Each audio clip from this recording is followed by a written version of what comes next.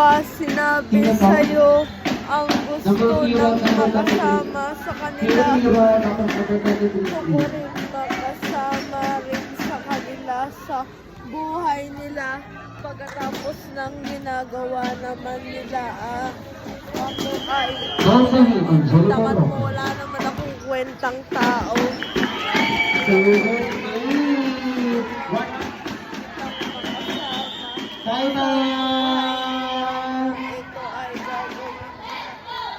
Ito ay pinagbibigyan ng mga Panginoon sa buhay nila.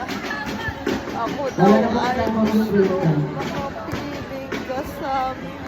Ikaw ang gustong makasama. Ako naman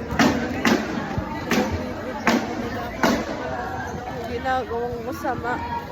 Ako na naman ang nangyayari.